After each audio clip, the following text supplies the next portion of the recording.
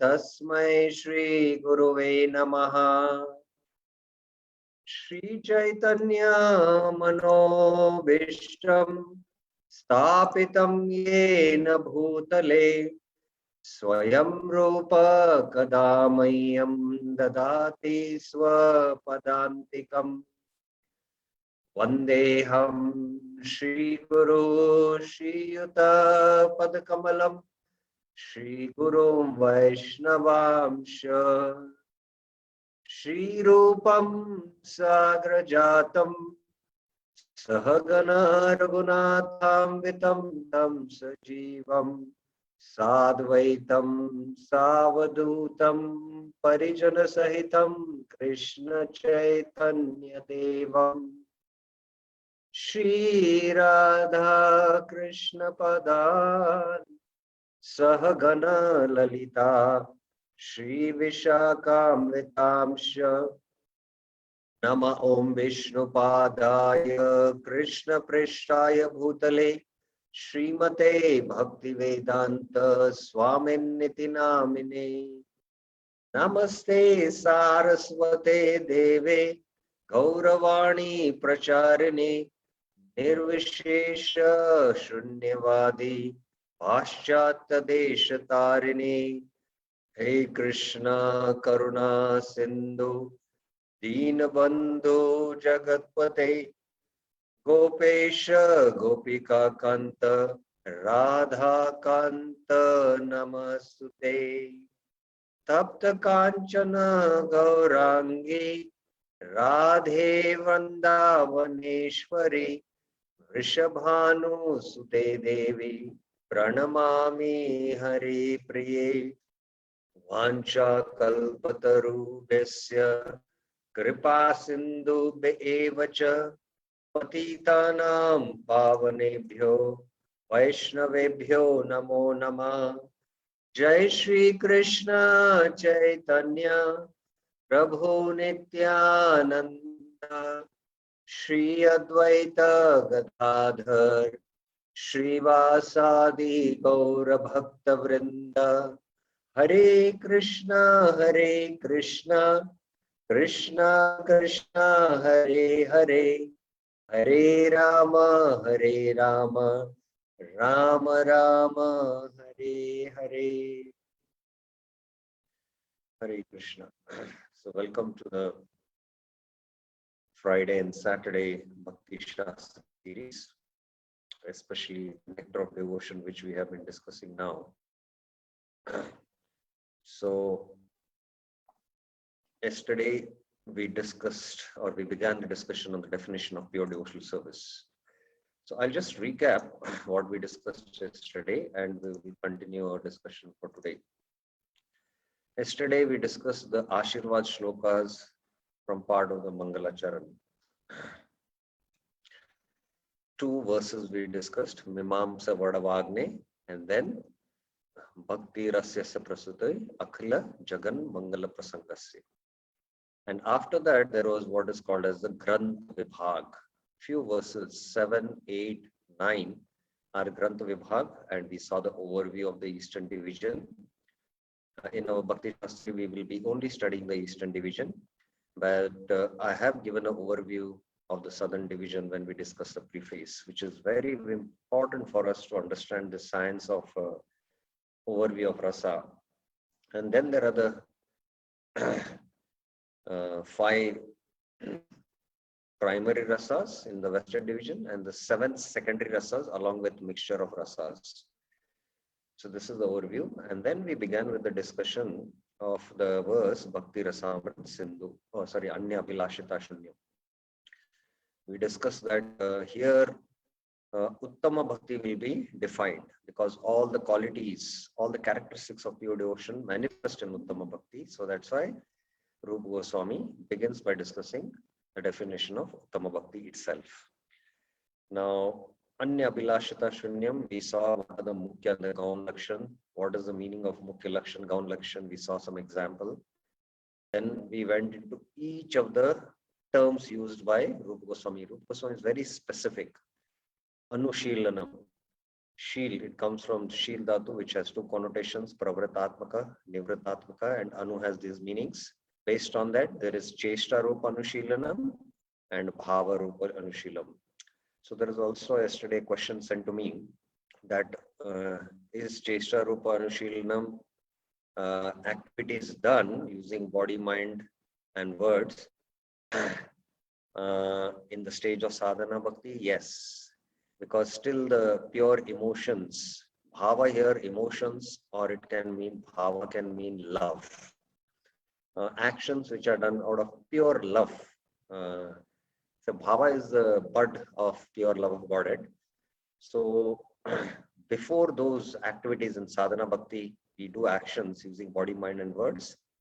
They are called as Cheshta Rupa Anushilanam.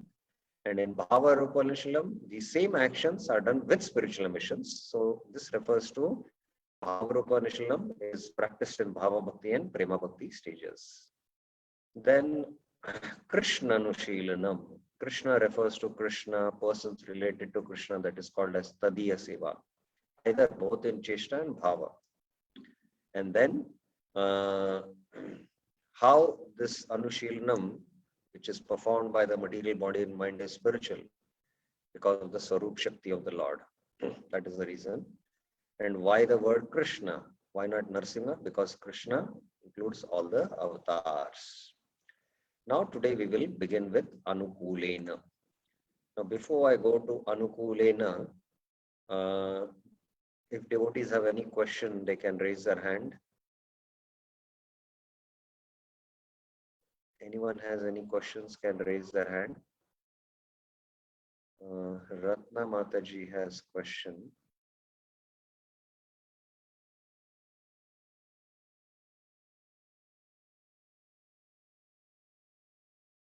Yes, Mataji. Hare Krishna, Prabhu. In the verse 5 of Bhakti Rasamrita Sindhu, why Mimamsaka is used, Prabhu? Harsh words of Mimamsakas. Because till now, wherever we have used, we use the Mayavada.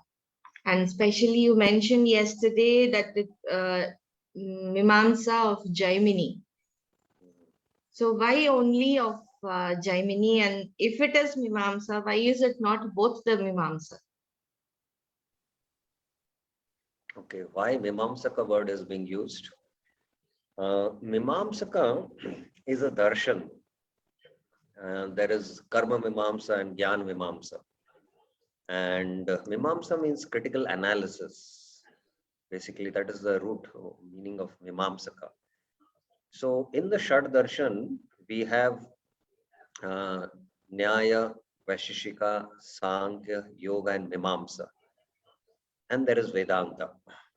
So the Mimamsa, that is called as the Purva Mimamsa. Purva Mimamsa. And then there is the Uttar Mimamsa. Uttar Mimamsa refers to the Vedanta philosophy propounded by Ved Vyas. So Mimamsaka basically means critical analysis. And these darshans which don't give the actual conclusion of the Vedas.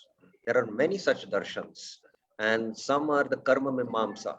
Karma Mimamsa philosophy was propounded by Jaimini Rishi. That is referred to the Purva Mimamsa. And even there is Gyan Mimamsa, that is where the impersonal Brahman is considered as absolute. Gyan Mimamsa. So it's the Brahma Mimamsa, Prabhu, which we discussed in class. Is it the same one or is it different? Brahma Mimamsa. Yes, Prabhu. In the first class, when you mentioned Vyasadeva, he gave Brahma Mimamsa. Yes, the Vedanta Sutra is also called as Brahma Mimamsa philosophy. And even the Bhagavatam is called as also the Brahma Mimamsa, not Mimamsa, but it's called as Brahma Samhitam. Samhitam it is. Idam Bhagavatam Namam Puranam Brahma Samhitam.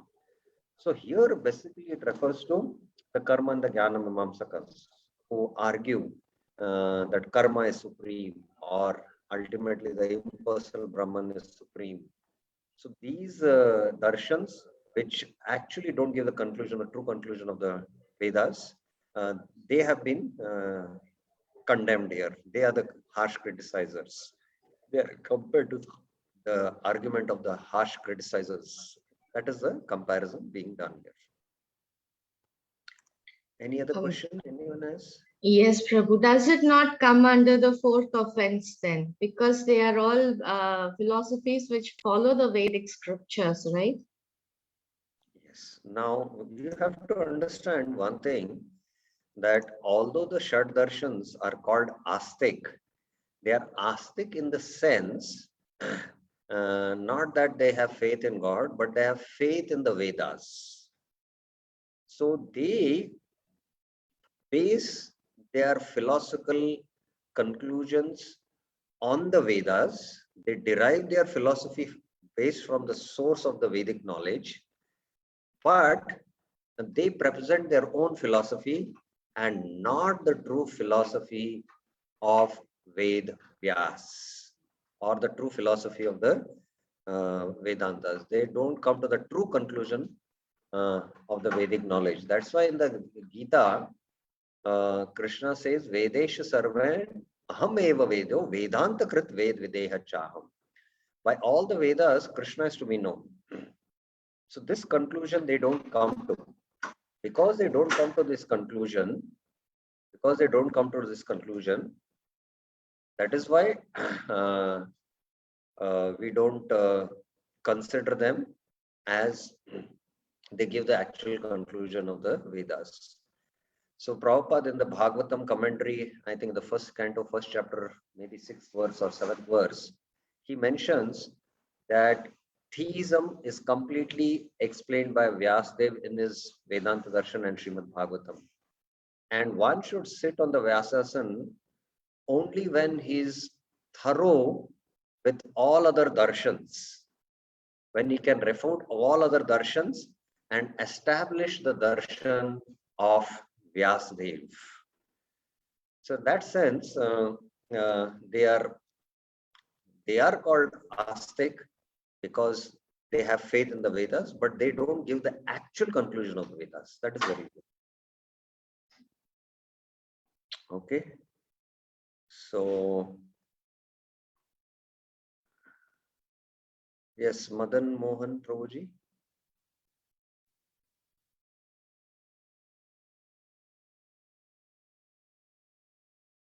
Yes, Prabhuji.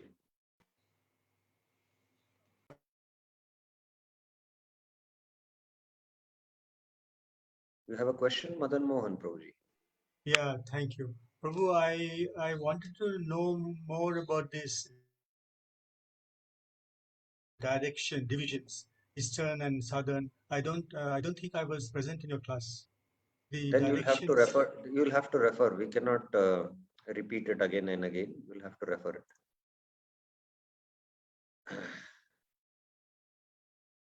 Yes, Ratna Mataji. Hare Krishna, Prabhu. Prabhu, when Sheelanam, we were talking about it, and Pravritatmaka and Nivritatmaka. And then Pravritatmaka, we divided into two. One is without bhava and the other one is with bhava. About the other one, Nivritatmaka, that's not possible without bhava. So does it mean that that's higher, Prabhu? Hey, interesting question. Yes. So we saw that Pravritatmaka is action and Nivritatmaka is non-action. Non-action in the sense, it is like to be intensely absorbed. Here there is action, means you can see that somebody is acting, doing some physical actions. So Cheshtarupa Anushilam is Pravritatmika in one sense. Bhavarupa is Nivritatmika. And so what you say is true. Yes, it looks like an advanced devotee is not doing a lot of actions for Krishna, but he might be absorbed, like Prahlad Maharaj is absorbed in Smaranam of Krishna, his remembrance of Krishna. So he's absorbed in it. So in that sense, Bhavarupa Anushilam is higher compared to Cheshtarupa Anushilanam. Ultimately, one begins devotional service by performing Cheshtarupa Anushilanam, and as he matures in sadhana bhakti and comes to the stage of bhava bhakti, his very same actions, Cheshrupa Anushilanam, transform into Bhavarupa Anushilanam. I hope it is clear.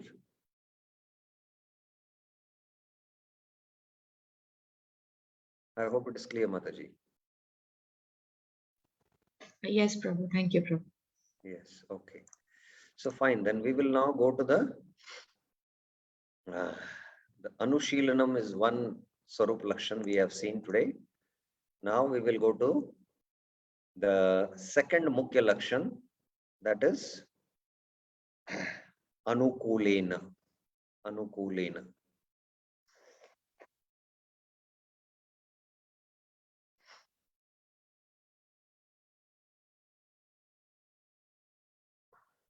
Yes. Now, Anukulena. Now here very attentively, this is very important for us to understand. The word Anukulena, with favorableness or friendliness, is a descriptive element of Anushilanam or service. This Anushilanam, how it has to be done, is described by the word Anukulena. It is a descriptive element of Anushilanam.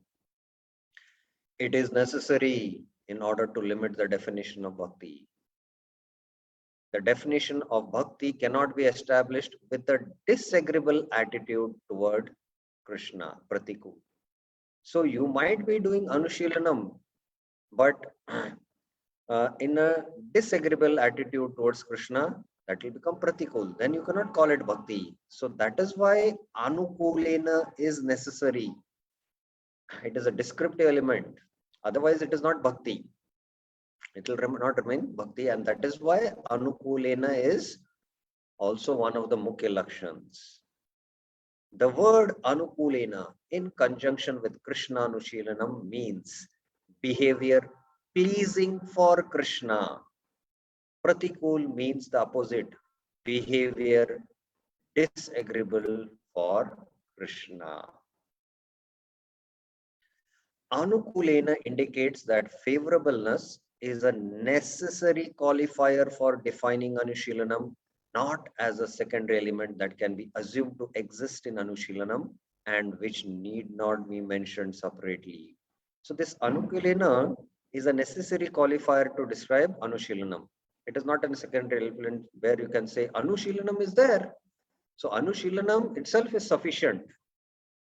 You cannot say, no, it is a necessary qualifier. Now, two possible definitions of Anukulena. That which is pleasing to Krishna, that which is done for pleasing Krishna. Now, among the two, that which is pleasing to Krishna, that which is done for pleasing Krishna, which is Anukulena? Which is right, whether the first one is right or the second one is right? Raise your hands. Who would like to answer?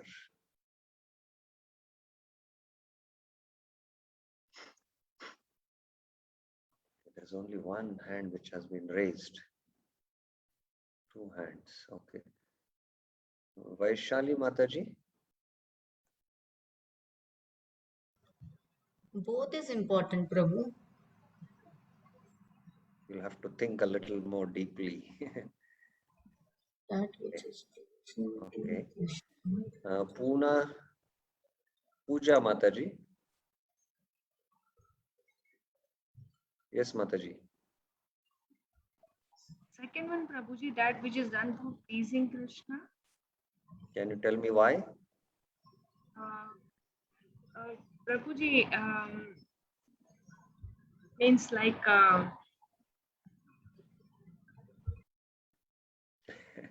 You're correct, but why? means like suppose how should I explain?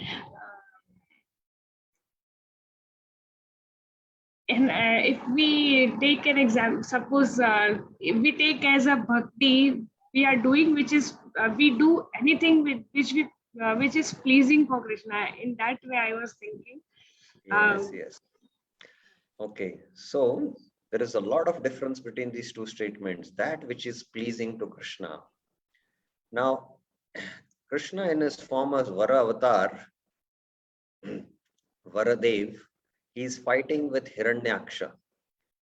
And Krishna is enjoying, Varadev is enjoying the Veera Ras. It is pleasing to Krishna. It is pleasing to Krishna. But can we call it bhakti? No, we cannot call it as bhakti. Because it is not done with a favorable attitude, with the intention to please Krishna. It is done in an unfavorable attitude, although Krishna is pleased with the Veera Ras. So that is why the second statement is correct. That which is done for pleasing Krishna. That which is done for pleasing Krishna. Now let us go a little more in detail. Anukulena cannot mean pleasing for Krishna. Now let me finish discussing Anukulena, and then please I'll ask for questions. So kindly first here, let me finish the Anukulena discussion, and then you can ask questions. So kindly little attentively here. Anukulena cannot mean pleasing for Krishna. Why? Because such a definition is both too extensive and too limiting. It is either too extensive or it is too limiting. Why it is too extensive? A demon fighting with Krishna, Veera Ras, is pleasing to Krishna, but that is not devotional service. So if it say just pleasing for Krishna, Krishna is pleased when he is fighting with Chanur and Mishtik, the Malla Yuddha. But you cannot say that Chanur and Mishtik are devotees of Krishna and they are performing devotional service. No. Although Krishna is relishing the wrestling match, or Varadev is relishing the Veera Rasa with Hiranyaksha, or Narsimdev who is relishing the Veera Rasa with Hiranyakashipu. So we don't call Hiranyakashipu as a great devotee of Narsimhadev. It's only Prahlad Maharaj who is the great devotee of Narsimhadev. So if you say pleasing for Krishna, it becomes too extensive, and the demons also will be included as practicing pure devotional service. Then how it is too limiting? Mother Yashoda trying to bind Krishna displeases him, but she is clearly a topmost devotee. If you say that it is pleasing for Krishna only, Mother Yashoda, when she was feeding milk, she left Krishna and went to the kitchen to stop the boiling of the milk, which was coming out from the milk pot. And Krishna was displeased and he became angry. He started biting his teeth and curling his lips. So Krishna was actually not pleased. He was angry with Mother Yashoda in one sense. So then if you say, because Krishna was not pleased, Mother Yashoda is not a devotee then. So that is how we can see, if you say pleasing for Krishna, it becomes too extensive or too limiting. Therefore, Anukulena should mean that which is done for pleasing Krishna, devoid of hostility on the part of the performer. There should be no hostility. Hiranyaksha and Hiranyakashipu had hostility towards Krishna. So that's why they cannot be considered as performing pure devotional service. Or in one sense, we can say that which is done to please Krishna with a favorable attitude to please Krishna, or an intention. The intention of doing that action was favorable to please Krishna. The intention is very important here. So Hiranyaksha, although he's fighting with Krishna and Krishna is pleased, he's relishing the Veera Ras, but his intention is to harm Krishna, harm Varadev. Same is for Hiranyakashipu. And Mother Yashoda has a pure intention to please Krishna, and that is why she is included as a pure devotee. She fits in this definition, although Krishna is displeased in one sense. So that is how we can say what is Anukulena.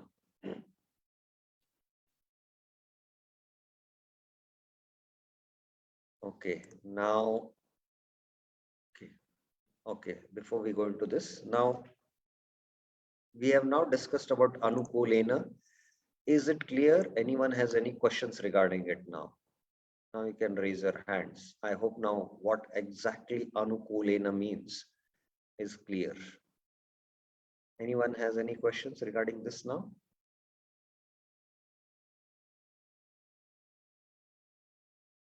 Anukulena. Okay. So now let us do a Rupa Goswami, being a great Acharya, he does a redundancy check. Redundancy check means there is no word which is there in the definition which is not necessary. Anukulena has to be there. Anushilanam has to be there. Otherwise, it is not pure devotion. It's not devotion at all, Shuddha Bhakti. So, is there a need for Anukulena? He brings out this objection. He himself, Jiva Goswami, in fact, in his commentary, raises this objection. What is the need for Anukulena? So he gives a reasoning. When the king calls the soldiers for war, it is assumed that they have to come with weapons. Similarly, Anukulena is implied in Anushilanam. So one might say, why Anukulena is required with Anushilanam? Just say Anushilanam. And the example is when the king says, warriors, get ready for the war. Soldiers, get ready for the war. So the soldiers, the warriors, will come to the battlefield with their weapons. Yes. So similarly, we say Anushilanam. Anushilanam should include Anukulena. So that is what he's saying. Why is the need of word Anukulena? So this is first objection. What is the response? When the king calls the soldiers to feed them, they don't have to come with their weapons. Suppose the king calls all the soldiers, today is my daughter's marriage. Soldiers, come for the marriage. Now, it is not expected that the soldiers will come with all their weapons to the marriage program. Yes, it is not needed. So, it doesn't all time mean that when the soldiers come, they come with their weapons. Therefore, Anushilanam, actions directed with concentration on Krishna, doesn't automatically imply Anukulena. Example, Kamsa. Now, Kamsa, he was fully absorbed in Krishna. Day and night he was thinking about Krishna. Even in the night he used to dream about Krishna. Early morning when he used to get up, he used to get up out of fear of Krishna, thinking about Krishna. And when he used to drink his glass of water, he used to see Krishna in that, watery, in the layer of the water. So much he was absorbed in Krishna. He was doing continuous Anushilanam. But it was not Anukulena. So that is why Anukulena is required. Otherwise, Kamsa would be considered as a great devotee who used to always remember Krishna all the times. But his remembrance was not favorable. It is unfavorable. It is pratikul. And that's why Kamsa is not considered as a performing pure devotional service. Thus, the word Anukulena is necessarily added to this particular definition of bhakti. So Anukulena is required. So this is one objection. Second is, what is the need of Anushilanam? Isn't Anukula Bhakti enough? As bhakti automatically means service. we had seen the definition of bhakti. Bhakti means service. Prabhupada had translated bhakti as devotional service. So what is the need of Anushilanam? Just say Anukulena Bhakti. Why you have to see Anukulena Anushilanam Bhakti Ruttama? Just say Anukulena Bhakti. What is the necessary of Anushilanam? Can anyone think about it and raise their hand to answer? What is the need of Anushilanam? Why you can just have Anukulena Bhakti, that's it. No need of Anushilanam. Anyone would like to try?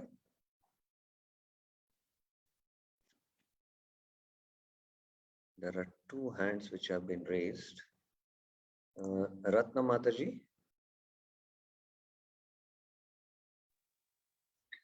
Like we spoke yesterday about the different meanings of Anushilanam, it means continuous, one sense, and the other sense is we being Raganugas, we follow the parampara. So if we remove that Anushilanam, we don't have a precedent which we can follow. So that removes the kind of or the way of bhakti which we are following. Okay, some good understanding it is, but still you have to be more precise. It is difficult, I know, but it was a good try. Somewhere very little close to some things you were able to explain. Okay, Madan Mohan Prabhu, what do you have to say? Yeah, I agree with Mataji. Only thing is that it's a process. It's not a result. Cultivation. Anushilanam is cultivation, continuous process. It's not directly an end product. So we have to understand that that's a process we have to follow through the parampara. So the Guru Maharaj or Vaishnavas have to come in the process. Yes, yes. Now, yeah, both of you spoke about Anu, continuous and all. Where bhakti also, when a mother says, I have devotion to my son, she continuously performs service to the son. So that's included in it. So it is included in it. So okay, now But the let us discuss. parampara should be there. Yeah, it's included in it, in fact. So now, the reason. For example, when a king goes out traveling, it is also implied that he goes along with his entourage. So when you say Anukula, that is sufficient. Anushilanam is included in it. Like the example of king going out on a traveling. It is included that he will go with his entourage, the king, the ministers, the soldiers, the queens, everything is included. So just Anukulena is sufficient. What is the answer? Similarly, when we mention bhakti, it includes service and other items as well. When we say bhakti, it includes service. So why we have to mention Anushilanam? What is the reason? Or Shilanam at least. Response. Yes, this is true. But by omitting Anushilanam, there won't be any clear indication of the different shades of meanings inherent in the root Shil, Cheshta Rupa and Bhava Rupa. Thus, there won't be any indication of the different modes of bhakti, that is Cheshta Rupa Bhakti, Bhava Rupa Bhakti. The word Anushilanam is specifically supplied in the definition in order to comprehend the full sense of the root. So this is the most important reason why Anushilanam is there, because the different shades of meanings inherent in the Shul root and which bring out different shades of bhakti, Cheshta Rupa Bhakti, Bhava Rupa, which is practiced in sadhana stage and Bhava and Prema stage. So these different shades don't come out without the word Anushilanam. This is the reason. Both the responses which we all discussed, yes, Anu. Anu means continuous and Anu means following the predecessors. Yes, that is there. But this is the main important reason why Anushilanam is there. Now, second reason, as you had mentioned, moreover, the prefix Anu indicates that the service has to be continuous.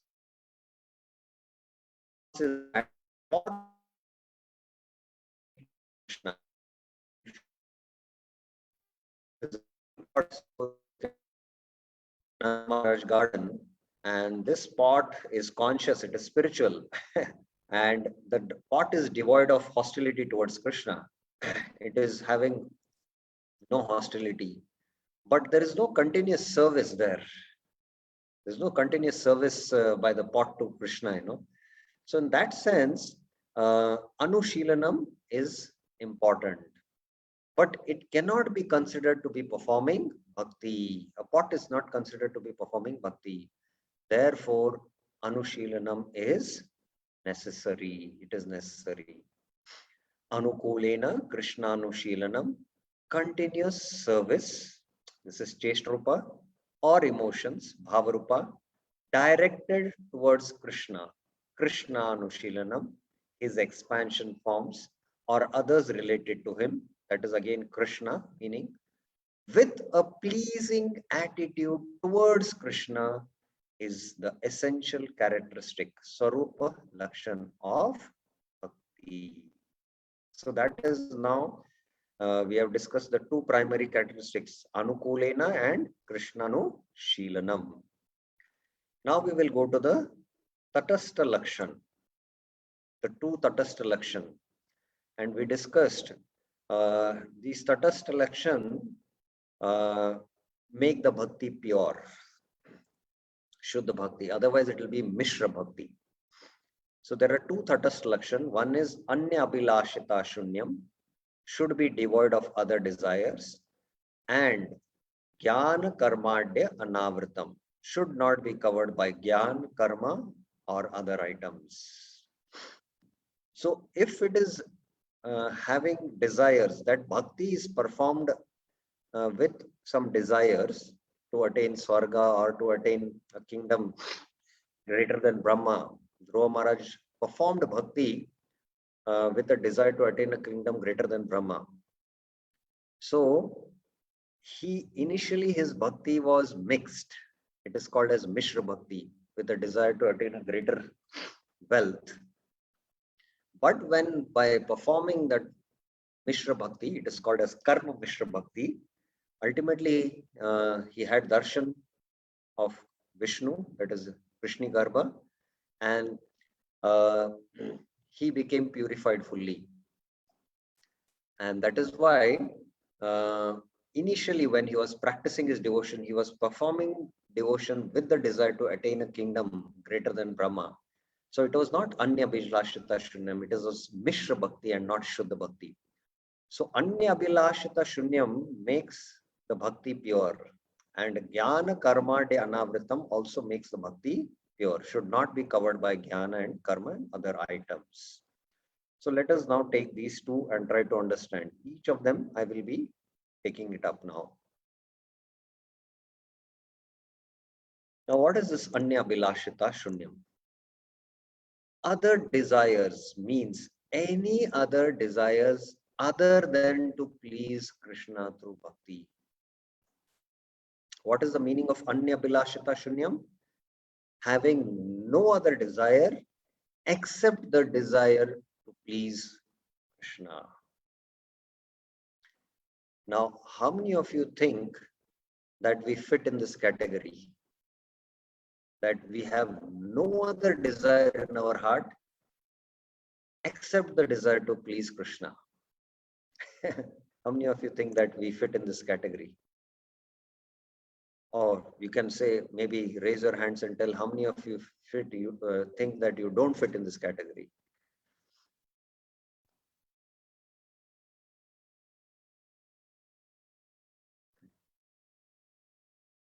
Only 3 devotees have raised their hands.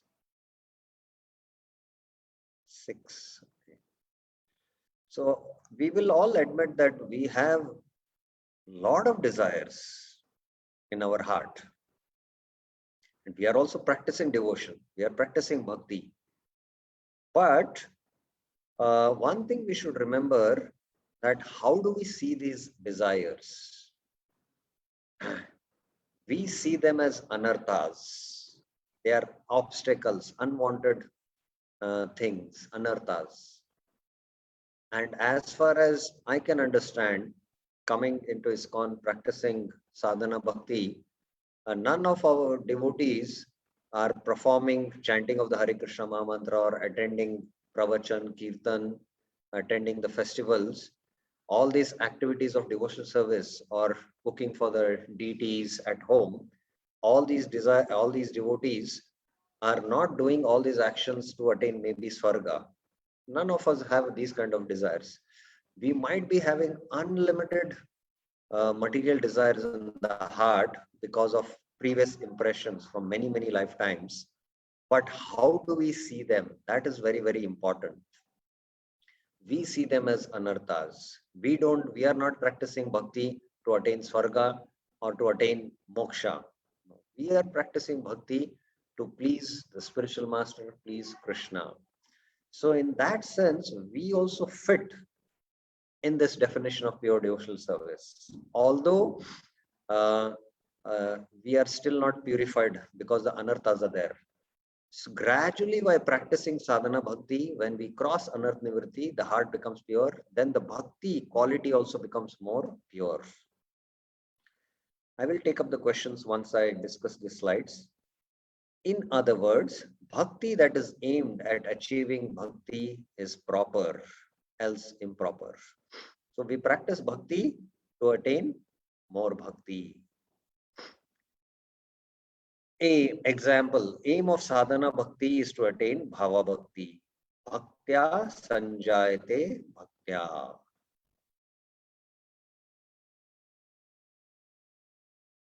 Anya abhilash shunya. Now please hear this. Kindly hold on.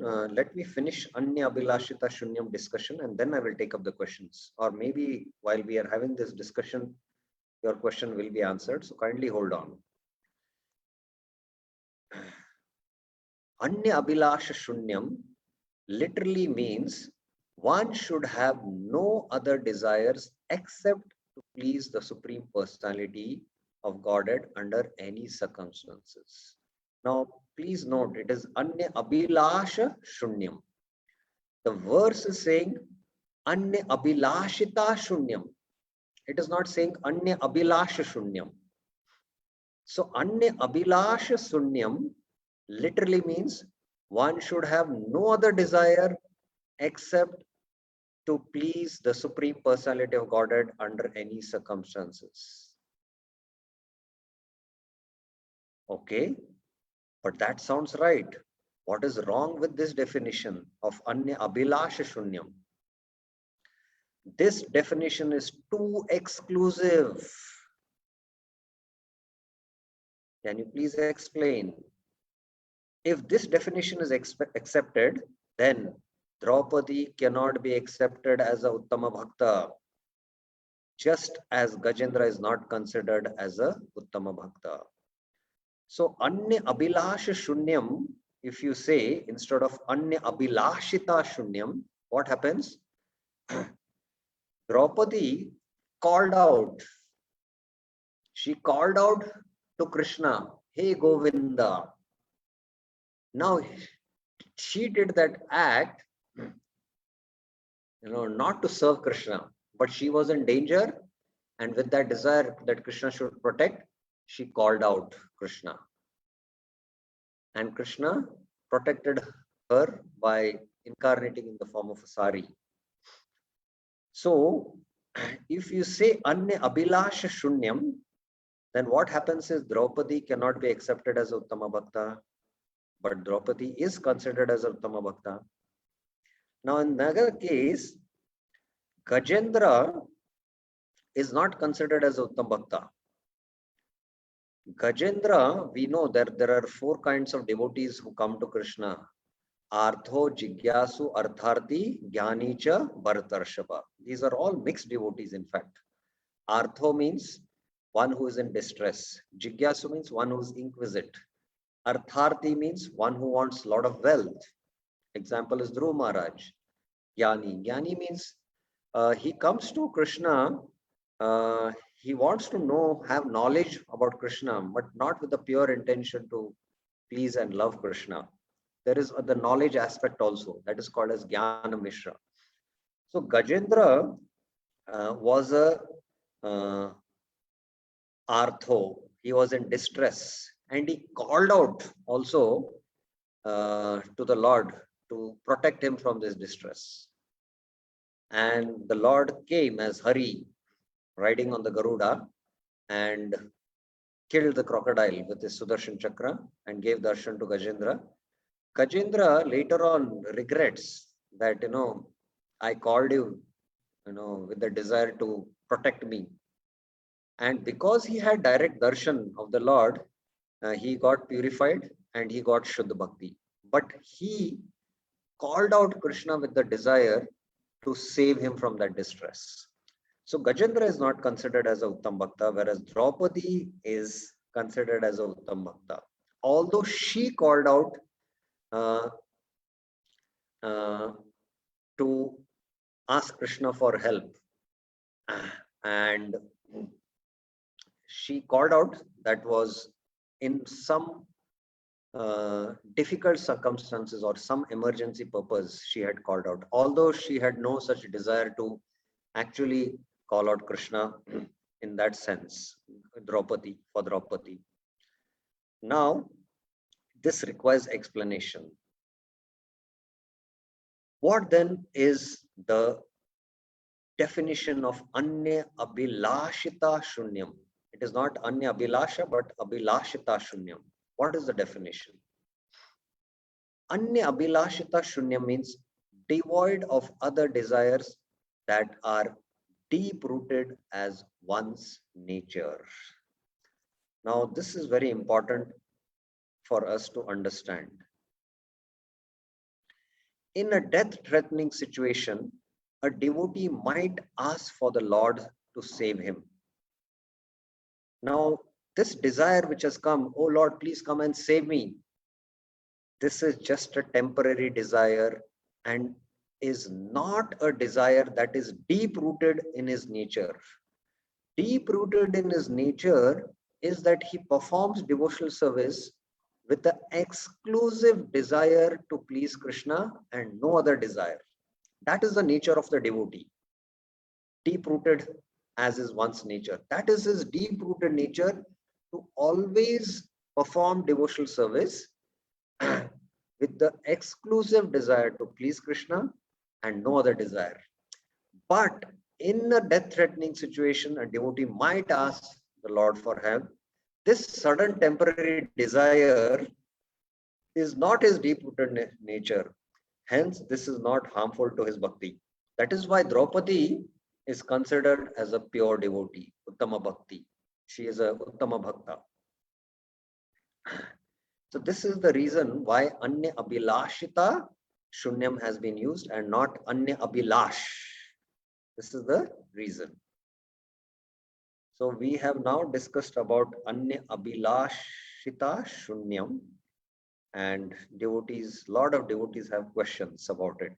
I know whenever we discuss this, it's not so easy to follow and understand it, especially first time if you're hearing. So kindly raise your hands who have questions about it, what we have discussed up till now.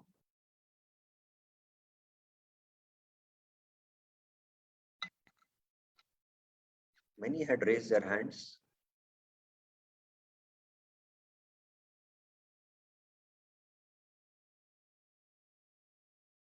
Okay, Madan Mohan Prabhuji, yes.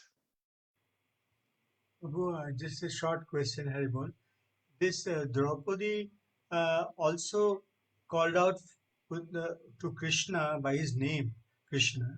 But Gajendra said impersonally, if there is a God, if there is a Lord, please come and save me. So is it because of this the Draupadi is considered as a Uttama Bhakta?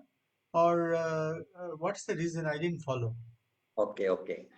See, Draupadi exclusively practiced pure devotion with the desire always exclusively to please Krishna. That is her deep-rooted nature.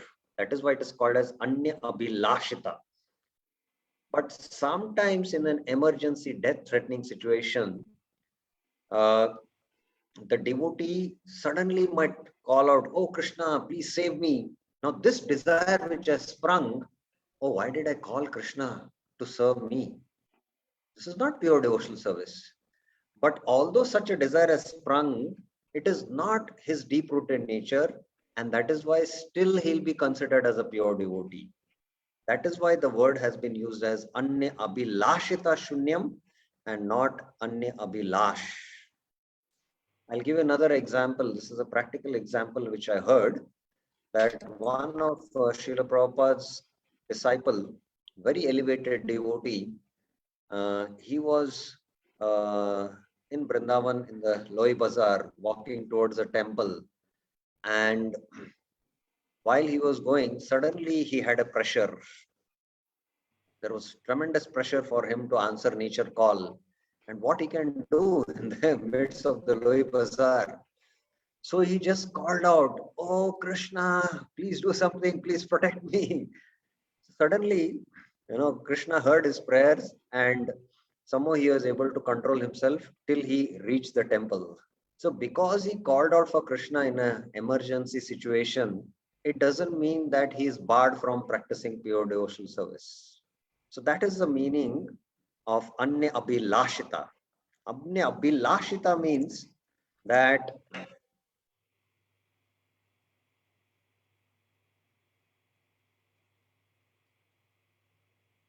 devoid of other desires that are deep rooted as one's nature. It's his nature to perform devotion with the desire to please exclusively Krishna.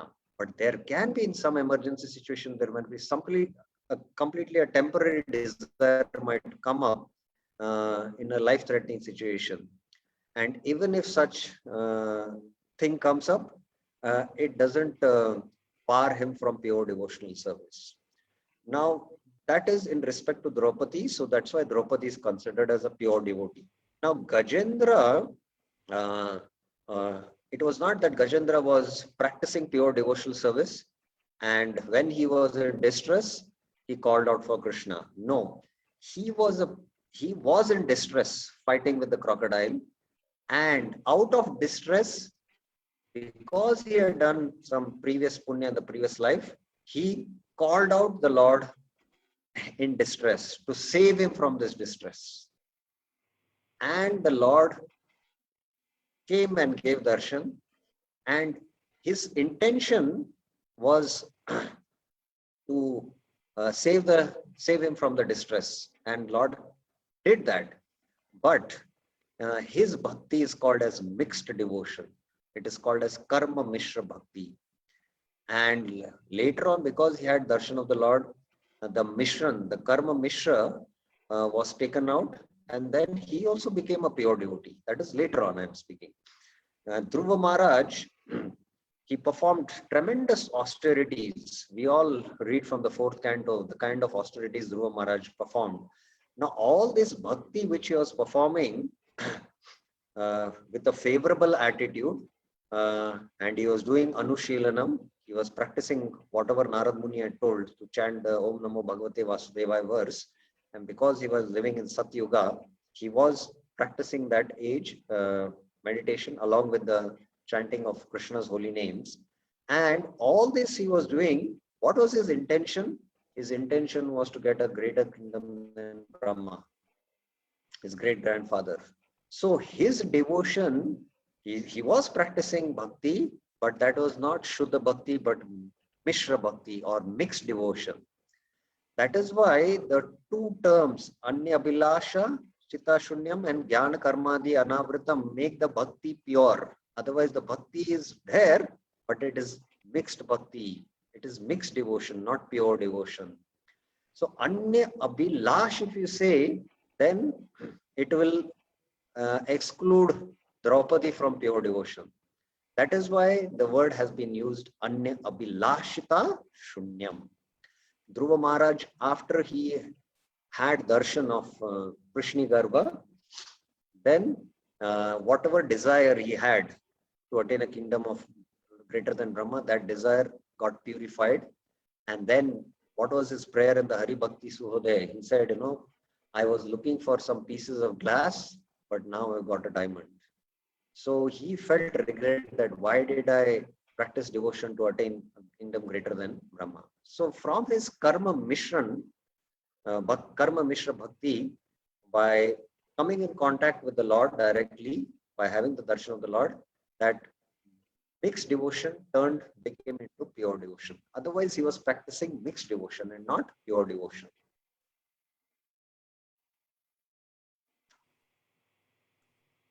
Okay, there is one more question.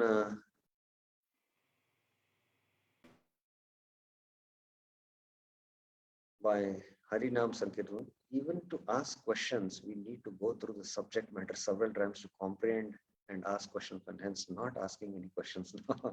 Yes. Now we can see that to understand the definition of pure devotional service, it requires time to digest the subject. You'll have to repeatedly hear it and understand the explanation and study the explanation given by the acharyas. Yes. Any other questions anyone has? Anyone has any other questions regarding Anya Abhilashita Shunyam? Many had raised their hands.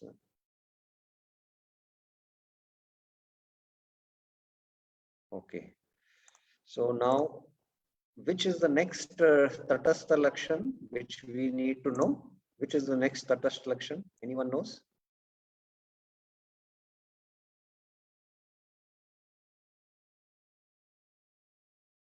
Which is the next Tatastha Lakshan? Vaishali Mataji? Jnana karmandi anavritam. Yes, Jnana Karmadi Anavritam. Okay, let us take that.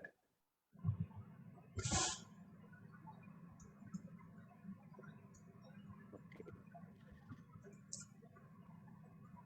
I think you'll have to mute yourself, otherwise there will be some disturbance there. Jnana Karmadi Anavrittam. Uncovered by jnana, karma, and other processes. Now you'll also have to hear very carefully this. What jnana are you talking about? Jnana refers to the knowledge of impersonal Brahman and other such knowledge that cover one's appreciation of bhakti. So if you're practicing bhakti and you're referring to the Gyan scriptures where ultimately one has to merge in the impersonal Brahman, then your bhakti becomes covered. It becomes covered. Avrita means to cover. Anavrita means uncovered. This should be rejected. This kind of knowledge which refers to the impersonal Brahman by which we can attain liberation, that is not pure bhakti. So this should be rejected. But enquiry concerning the worshipable form of the Lord should not be rejected, for that knowledge is necessary in bhakti. So if you say knowledge about impersonal Brahman covers our bhakti, then knowledge about devotion. What about knowledge about devotion? We have Srimad Bhagavatam, Bhagavad Gita, so much philosophy we study. And there is all knowledge. We are taking this knowledge. This knowledge is Bhakti Sambandhit Gyan. This is what I use the term, Bhakti Sambandhit Gyan. By having this knowledge, we can practice Bhakti properly. We can practice more devotion to the Lord. So this knowledge is favorable in practicing of our devotional service. It is not to be rejected. It is necessary for practicing Bhakti. What karma are you talking about? Now Gyan is over, now Karmadi. What karma are you talking about? The word karma in the verse refers to daily and periodic duties enjoyed in the smritis. Now this is Nitya karma and Naimitic karma. The Nitya Karma in the Vedic context means, every day in the Varnashram, everyone according to their Varna and Ashram, they have their Nitya Karmas. The Brahmanas, they do their Patan Patan, they do their Sandhya Vandana, the Gayatri chanting and all. And there are periodic duties. There are different, different periods. During the Chaturmas, they will follow particular vows. So in the Varnashram, everyone based on their Varna and Ashram, they have their Nitya Karma and what is called as Naimitic Karma. The Kshatriyas, for them, daily duty is what? The Nitya Karma is different for the Kshatriyas. They are not doing Patan Patan, but they are hearing scriptures from the sadhus. Every day they have to go and bow their head to the darshan of the deities. The king visits the temple. And there are many other duties the Kshatriya is also given. In emergencies, he has to shell out the wealth in order to protect the praja. So like that, there are many duties which are mentioned in the Smriti Shastras. So this is the word karma. That refers to that kind of karma which is enjoined in the Smritis, and not the actions of serving the Lord. For serving the Lord is the very definition of Anushilanam or service. So actions are there in bhakti for doing for the pleasure of Krishna. That is why that is karma. But that karma is different from the karma which is mentioned in the Smriti Shastras. So karma here refers to this karma, the daily and periodic duties. What is the meaning of Adi? The word Adi refers to such practices as renunciation, vairagya, yoga, Ashtanga Yoga, Sankhya, and all this. So that is the meaning of Adi. These, as well as impersonal Gyan and Smriti actions. Smriti actions means karma performed according to Varnashram, are obstructions to pure bhakti. They are obstructions to pure bhakti. Now, we have understood what is Gyan, which is an obstruction to bhakti. The Gyan, which is ultimately of impersonal Brahman, that is an obstruction. But the Gyan, which is required for bhakti, like studying the philosophy of Gita, Bhagavatam, by which our devotion increases, that is allowed. But the Gyan which will lead to impersonal Brahman, that will not be pure bhakti. The karma which is part of Varnashram, that karma, it will cover the bhakti, avrit, it will cover the bhakti. Whereas karma in the form of doing services for Krishna, actions for Krishna, that is anavritam. That is anavritam. Now, this is Vishwanath Chakra Thakur explaining, if bhakti has to be devoid of the influence of jnana and karma, why not jnana karma shunyam? Why is it anavritam? So Rupa Goswami, being a very grave acharya, he has used the word jnana karma anavritam and not jnana karma shunyam. He has used as anavritam. Anavritam means it should not be covered by jnana and karma. What is the reason? He has not used jnana shunyam or karma shunyam. Jnana shunyam would exclude knowledge of scriptures like Bhagavad Gita and Srimad Bhagavatam, which are vital, very vital for one's progress in bhakti. Karma shunyam would exclude activities like archanam and kirtanam, which are essential limbs of bhakti. If you say karma shunyam, then I don't perform any actions for Krishna then. We cannot do archanam, we cannot do kirtanam. So that's why Rupa Goswami has not used jnana and karma shunyam, but jnana karma anavritam. Therefore, this definition forbids only those types of jnana and karma that covers bhakti. Avrit means covers bhakti.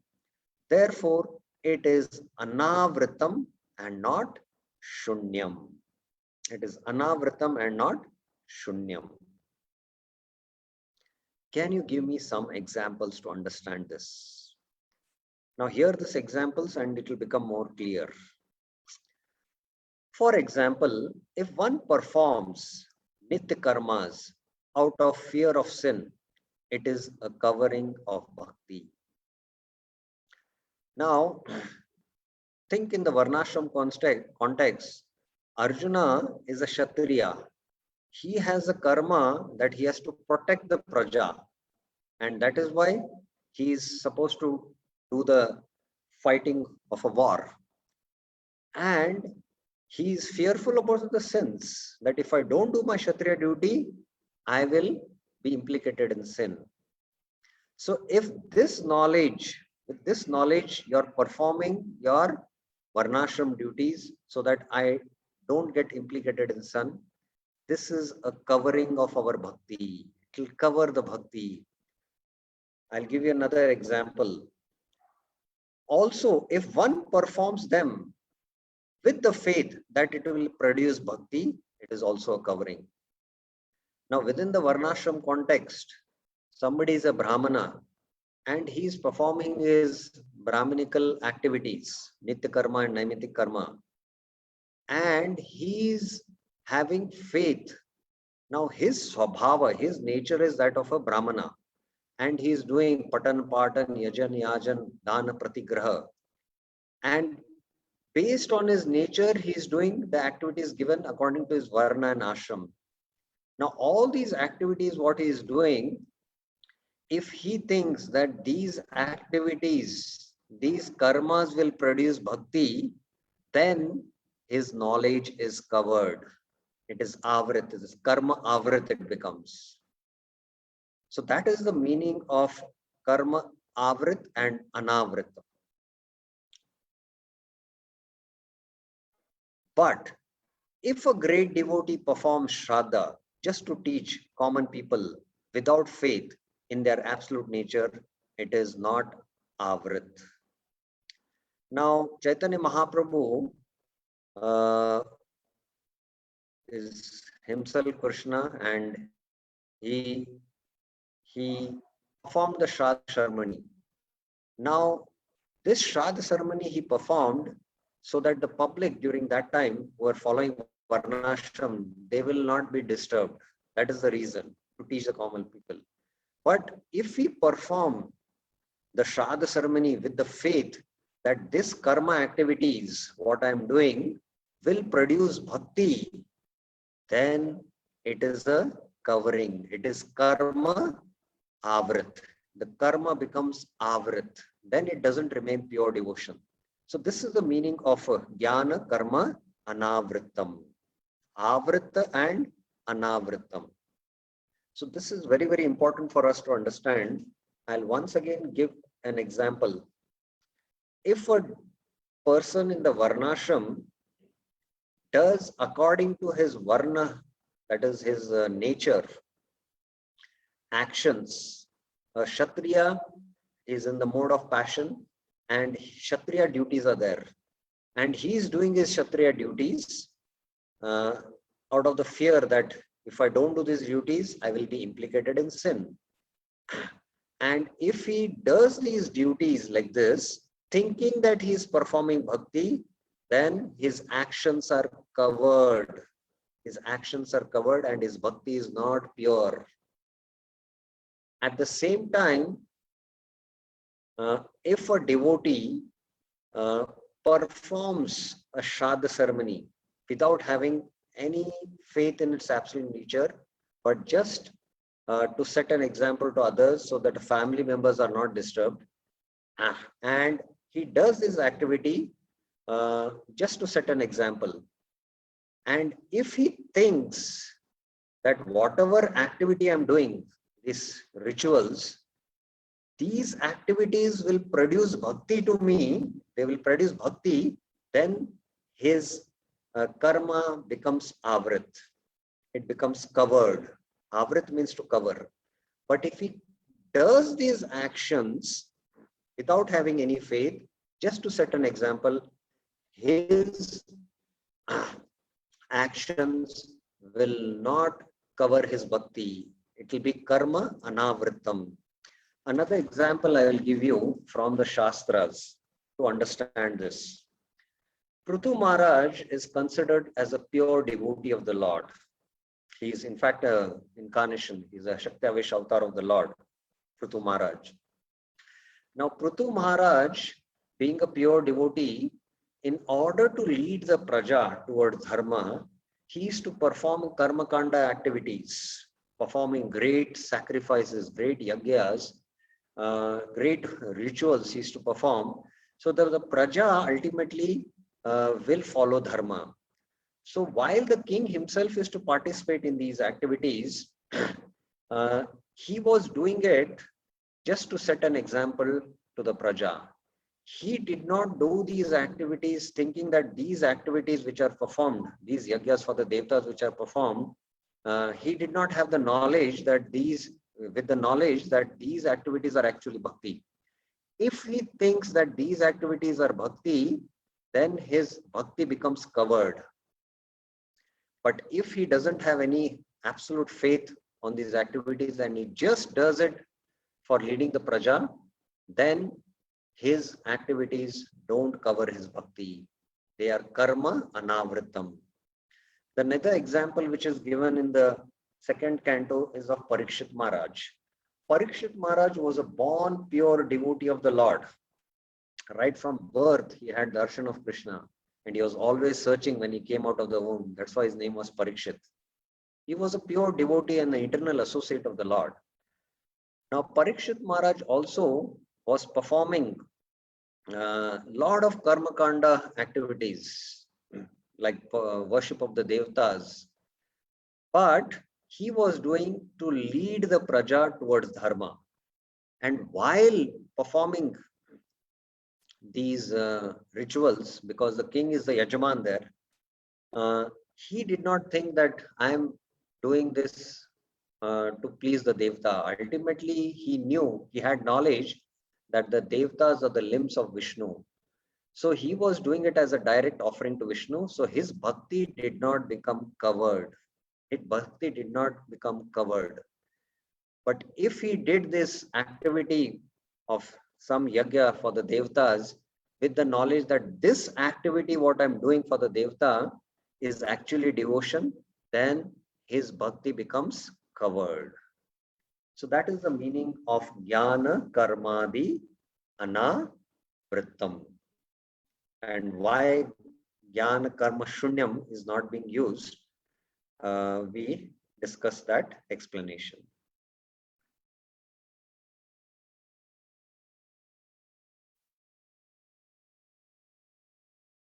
Now, why just bhakti and not just Krishna? Why just bhakti, bhaktir uttama, and not Krishna bhakti? Why is it, why Rupa Goswami has not used Krishna bhaktir uttama? He has just used bhaktir uttama. Anyway, first let me ask, any devotees have any question regarding jnana karmadi anavritam? Any questions regarding jnana karmadi anavritam?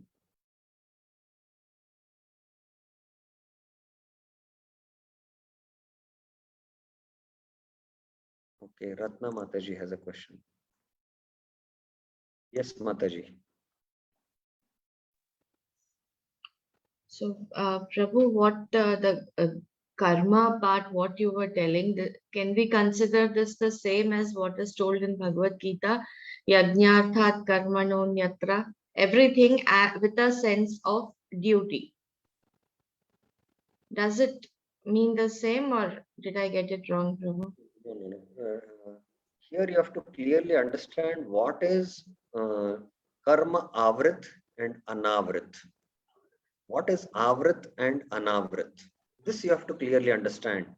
I'll give you a simple example again to understand. Suppose a devotee who is full-time staying in the temple, he is practicing bhakti, the four regulated principle chanting of the Hare Krishna Maha Mantra, and he's full-time now serving in the temple, and his family members are favorable that he's practicing. and his family members call him to the home because they have some yagya which they're performing for some devta.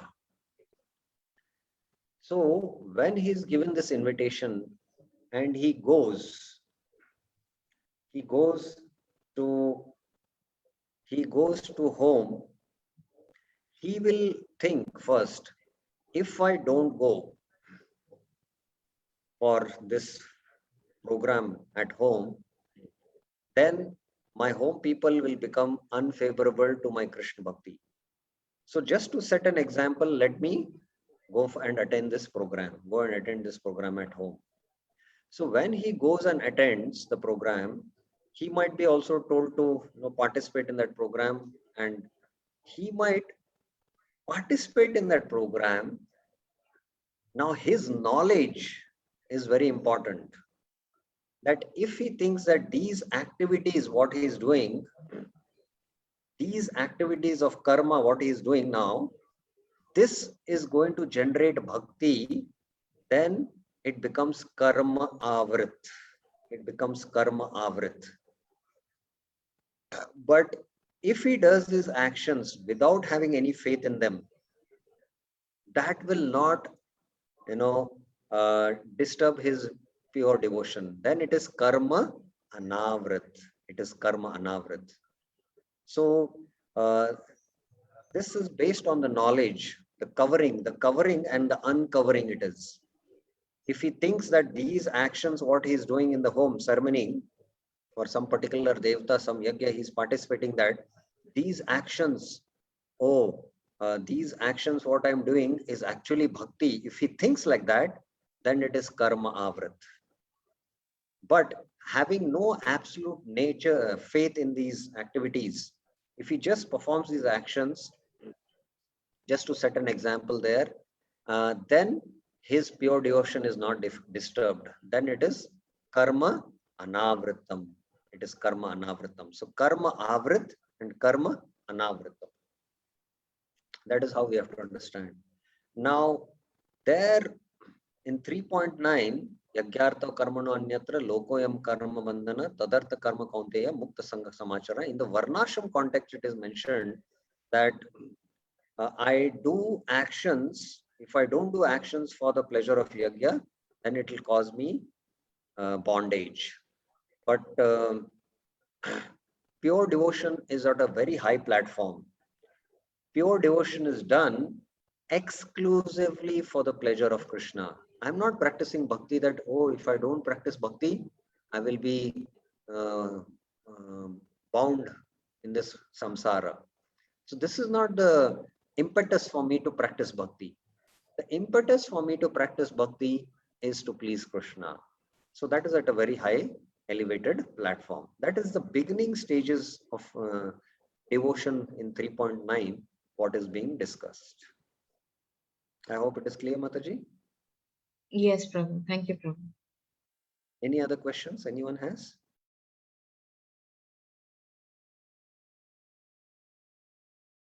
Okay. So, okay, Vaishali Mataji has a question. Yes, Mataji. Prabhu, actually, means can you just show the previous slide, which you said if we do our nitya karma with faith, then it will produce It will produce bhakti, bhakti. It is a but that is a covering. covering. Yes. So, like suppose for my example, I have been a housewife or a mother. I am doing my nitya karma of taking care of children. So I see it as okay. This kid, Please, you have to understand what is nitya karma and naimittik karma. yeah. What is yeah exactly? I wanted Yeah. to know what is nitya Okay. karma. Okay. See, firstly, you have to understand we have our natures. In the Varnashram context, everyone has his nature. There's somebody is a Brahmana who is in the mode of goodness. His impressions in the subtle body, his swabhav is that of sattvic impressions. Then there is somebody who is in the mode of passion. He's a Kshatriya. He's administrative class. Then there is somebody who is mix of Kshatriya, mode of passion and ignorance. He's a Vaishya. and then somebody is in the mode of ignorance, he's a Shudra. So the identification, we identify ourselves based on the Varna. I'm a Brahmana, I'm a Kshatriya, I'm a Vaishya, I'm a Shudra. So our identification is based on our Swabhava. And we are not in our identification as Jiva, who is Krishna's servant. Jivera Saruphoy Krishna Nityadas. So with that identification based on Varnashram of a Brahmana Kshatriya, there are, based on the Swabhava, there are the karmas. There are the Swakarma, it is called. Swabhava, based on the Swabhava, there are Swakarmas. And these Swakarmas are what? For a Brahmana, it is Patan Patan, Yajan Yajan. For a Kshatriya, it is Kshatriya duties of ruling the kingdom. The Kautilya Shastras will explain what he'll follow those Shastras. The Brahmana will follow his Shastras. So these Shastras there, the Brahmanas Nitya Karma and the Naimitic Karmas are mentioned. The Kshatriyas Nitya Karma and Naimitic Karma. So these kind of actions, what are done, these actions are based on Varnashram, and these karmas are meant to purify him. But when, as a devotee, I realize that I am pure spirit soul, path and parcel of Krishna, and the soul's dharma is to engage in pure devotional service. My identity is that of that I am Atma, part and parcel of Krishna. Not that identity that I am a Brahmana or I am a Kshatriya or I am a Shudra. So that identity is right at the foundational level given to us from the Bhagavad Gita, and understanding from the Bhagavad Gita, we have that. So based on that, I directly perform pure devotional bhakti activities. Now, when we have this understanding and when we perform these actions, then whether these actions are done in what context, we have to see. Whether we, as I explained, if there is some yagya which is being performed for a devta, if I participate in that, I will, if I do those actions in the yagya, thinking that it will produce bhakti, then it is karma avrit. But if I just participate without having no faith in the absolute nature of those activities, then in that knowledge, when I do, then it is karma anavrit. So that is how we have to understand it. I hope it's clear. Yes, Prabhu. Still means I am little this. Why with faith we cannot do that? When we are Yes. doing something, then why not to do it with faith and with thinking? Even if you say the Shraddha or Yajna, even in that the Purusha, the Yajna Purusha is Lord Vishnu only, who is the Supreme Lord. So if Yeah, we do with that faith, how it covers the bhakti, I am not able to understand that. yes, that's what here the faith is based on the faith of the soul or the faith according to one's nature. That is in the Varnashram context, according to one's nature. That it depends on that. Whether we have the Swabhava, faith of the Swabhava, or the faith of the soul. These two things are different. This is called as pure Shraddha, pure faith. Pure faith is the soul is engaged in devotional activities. But faith based on, oh, I'm a Brahmana, I have faith in Brahmanical duties, and I have to do these Brahmanical duties. That's why I don't, you see today also Varnashram is almost dead in India, but there are in the traditional cities, if you go like the holy places, there are Brahmanas. They are very much doing their Brahmanical duties every day, doing Gayatri, Sandhya Vandana, some Patan, but they are not engaged in pure devotion service because they have not developed that pure faith that ultimately if you are doing bhakti, you need not do any other activities. So that's why there is a difference of the faith of the soul and the faith born out of one's nature, swabhav. So that is the difference between the two.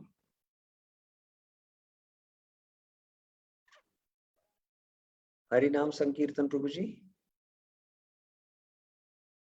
Hare Krishna Prabhu. Yes. This is with respect to the Bhagavad Gita slogam stating Yajnartat Karmano Anyatra. So actually it's what my understanding has been that when we execute our actions for the pleasure of Vishnu, because the Yajnapati is Vishnu and our actions are performed for the pleasure of Vishnu. See, if we execute our actions for the pleasure of Vishnu, then it must be uncovering, isn't it, Prabhu? No, it cannot be like that. You cannot say like that. I'll give a simple example. You call your spiritual master to your home and you cook nice feast, offer it to Krishna, and you also offer it to the spiritual master in order to please him. But ultimately you have a desire that after the spiritual master has had the prasad, I have, some, desire that, I have these problems in my life. So kindly please solve me. With this intention, you might do all these actions. You might do all these actions. You are performing bhakti, but not with the pure desire exclusively to praise Krishna. There might be a desire that, after I feed the spiritual master, I have these problems and I want to discuss these problems with him and find out some solutions. So there is, some other desires. Anya Abhilasha is there. So there are other desires in doing these actions of bhakti. I see. So that is why, there is bhakti, but it is not Shuddha Bhakti. Shuddha Bhakti, when it is Anya Abhilashita Shunyam and Gayana Karma Anavritam. First thing is, we have to do actions for pleasing Krishna. Actions for pleasing Krishna without desiring the fruits. There is no desire for the fruits. But that verse means that. Yeah, but that verse. Pure. But that verse actually means that only we are performing. We have to perform actions for the pleasure of Vishnu without expecting anything in it. Is that so? Or my understanding has been. Yes. But you have to understand that is the beginning of 3.9 is the beginning of devotion. Pure devotion is not defined in the 3rd chapter. It is only coming in the middle chapters. Absolutely. Lokoyam karma bandhana, it is mentioned. Lokoyam karma bandhana, it will bind me. Otherwise, okay. If you don't. I am doing these actions for the pleasure of Vishnu. Otherwise, I have a fear that I'll be bound. So that's why I'm doing these actions. It is done out of fear. So Bhaktivinoda Thakur mentions there are 4 levels, even in devotion. He says, one which is done out of fear, out of a sense of duty, fear, desire, duty, and then out of love. So fear is, if I don't do these actions, if I don't perform this bhakti, then I'll be bound. So your impetus is to perform bhakti so that I'm not having karma bandhana or lokoyam bandhana. Then desire, I will perform devotion so that, I'll become more wealthy and I can be leading a comfortable life here in this world. Then there is duty. I just perform it as my duty without having any desire. But then at the 4th level is love, where I perform exclusively actions for Krishna's pleasure out of pure devotion, out of love, because I love Krishna. So these are these 4 levels like that. So that is the beginning stage out of fear, which is mentioned in 3.9. Thank you very much, Prabhu. Hare Krishna. Okay. One last question we will take. Yes, Ratna Mataji. Hare Krishna, Prabhu. Like just now you said that there are 4 levels out of fear, desire, duty, and love. And out of love is what we call Uttama Bhakti. But when we talk about the Mahabhagavatas, where it came, it is said, Yadyat Acharati Sreshthas, we know that verse. So they do it as a duty and to set example to others. But they are all Uttama Bhaktas, na Prabhu, Mahabhagavatas we call them. But they did these things as a sense of duty because they know that the world will follow them. What's the question? What exactly is your question? So I want to know exactly how do you differentiate between the duty and love, Prabhu? Because Mahabhagavatas, they did many of the things as a duty because they know that people will follow them. Yes. One can act at, both the levels. He can act out of pure love, do actions for pleasure of Krishna. At the same time, it can be a setting an example for others also. Both can also happen like that. So that is the point you'll have to understand in that verse. My point is, why I explained this, Bhaktivinoda Thakur's understanding of these four different types, like out of fear, desire, duty, and love, is to make the emphasis on 3.9 that there it is only out of fear. It is only out of fear.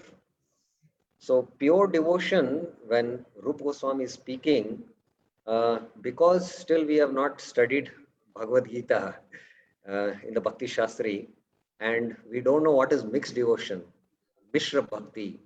That's why understanding Shuddha Bhakti becomes a little difficult. It becomes a little difficult. Rupa Goswami is defining what is Shuddha Bhakti. So Shuddha Bhakti means having no other desire other than the desire to please Krishna.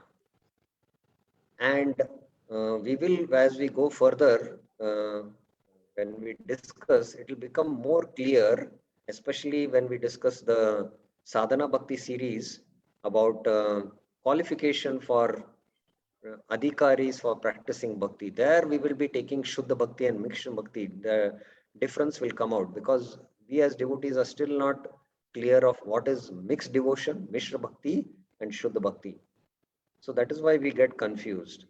But still, to make the point clear, even if a pure devotee is doing actions to set example for others, at the same time, simultaneously, he might be on a transcendental platform doing exclusively all his actions for the pleasure of Krishna. That is possible.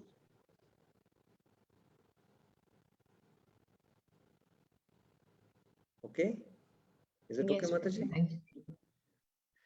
Okay, so we will stop today and we have finished this definition of pure devotion service. Now we will take up the other verses. There are some more few points with respect to this verse, what we have discussed, Anya Bilashita Shunyam, that we will take up in the next class. And then Rupa Goswami is going to give references from the scriptures which define the same pure devotional service. He will give references from various scriptures. And how that this definition, which is coined by Rupa Goswami, fits according to the Shastra quotations. So that he will be giving certain quotations that we will see in the next class. Thank you very much. Srila Prabhupada ki jai. Srila Rupa Goswami Pad ki jai. Shri Bhakti Rasamrita Sindhu ki jai. Hare Krishna.